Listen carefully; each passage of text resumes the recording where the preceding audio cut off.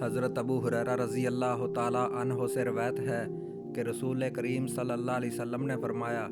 جو شخص اللہ اور قیامت کے دن پر ایمان رکھتا ہے اس کو چاہیے کہ اپنے مہمان کی خاطر کرے۔ جو شخص اللہ اور قیامت کے دن پر ایمان رکھتا ہے اس کو چاہیے کہ اپنے پڑوسی کو تکلیف نہ پہنچائے، اور جو شخص اللہ اور قیامت کے دن پر ایمان رکھتا ہے اس کو چاہیے کہ بھلی بات کہے یا چپ رہے۔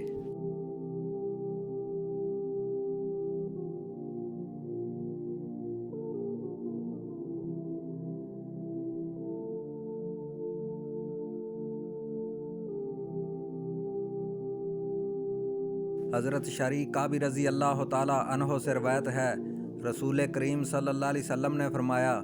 جو شخص اللہ اور آخرت کے دن پر ایمان رکھتا ہے اس کو چاہیے کہ اپنے مہمان کی تعظیم و خاطرداری کرے۔ مہمان کے ساتھ تکلف و احسان کرنے کا زمانہ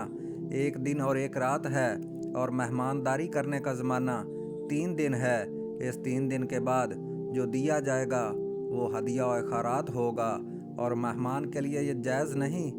کہ وہ میزبان کے ہاں 3 دن کے بعد اس کی صدا کے بغیر ٹھہرے کہ وہ تنگی میں مبتلا ہو جائے۔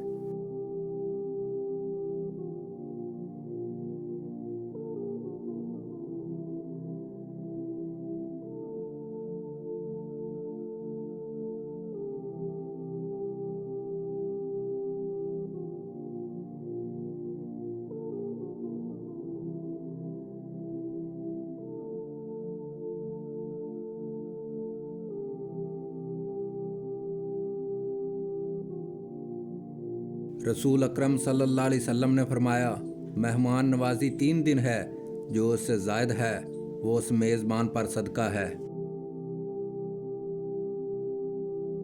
حضرت ابو شریح خزائی رضی اللہ تعالیٰ عنہ سے روایت ہے کہ رسول کریم صلی اللہ علیہ وسلم نے مہمان نوازی کے حوالے سے فرمایا، مہمان کے لیے جائز نہیں کہ وہ اپنے میزبان کے پاس اتنے دن ٹھہر جائے کہ اسے تنگ کر ڈالے۔ حضرت ابو شریح خزائی رضی اللہ تعالیٰ عنہ سے روایت ہے کہ رسول کریم صلی اللہ علیہ وسلم نے فرمایا، کسی مسلمان آدمی کے لیے حلال نہیں کہ وہ اپنے بھائی کے ہاں ٹھہرا ہی رہے حتیٰ کہ اسے گناہ میں مبتلا کر دے۔ صحابہ نے پوچھا، اے اللہ کے رسول، وہ اسے گناہ میں مبتلا کیسے کرے گا؟ آپ صلی اللہ علیہ وسلم نے فرمایا، اس کے ہاں ٹھہرا رہے اور اس کے پاس کچھ نہ ہو جس سے وہ اس کی میزبانی کر سکے۔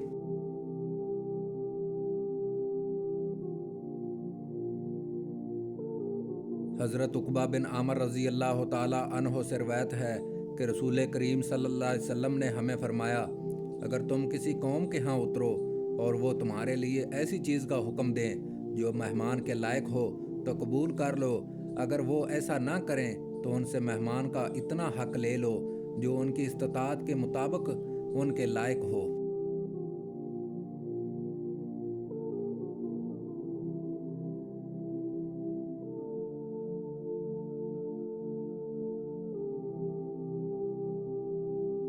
آپ صلی اللہ علیہ وسلم نے فرمایا،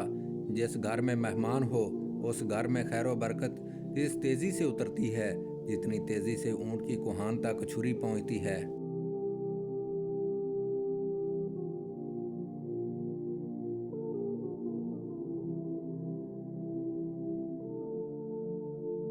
آپ صلی اللہ علیہ وسلم نے فرمایا، جب کوئی مہمان کسی کے ہاں آتا ہے تو وہ اپنا رزق لے کر آتا ہے، اور جب اس کے ہاں سے جاتا ہے تو اس گھر والوں کے گناہ بخشے جانے کا سبب ہوتا ہے۔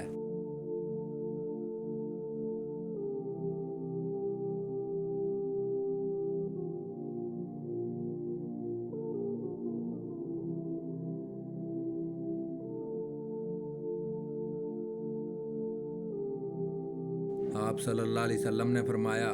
آدمی جب اللہ پاک کی رضا کے لیے اپنے بھائی کی مہمان نوازی کرتا ہے اور اس کی کوئی جزا اور شکریہ نہیں چاہتا تو اللہ پاک اس گھر میں 10 فرشتوں کو بھیج دیتا ہے جو پورے 1 سال تک اللہ پاک کی تسبیح و تحلیل اور تکبیر پڑھتے اور اس بندے یعنی مہمان نوازی کرنے والے کے لیے مغفرت کی دعا کرتے رہتے ہیں۔ جب سال پورا ہو جاتا ہے تو ان فرشتوں کے پورے سال کی عبادت کے برابر اس کے نامہ اعمال میں عبادت لکھ دی جاتی ہے۔ اللہ پاک کے ذمہ کرم پر ہے کہ اس کو جنت کی پاکیزہ غذائیں، جنت الخلد اور نافنا ہونے والی بادشاہی میں سے کھلائے۔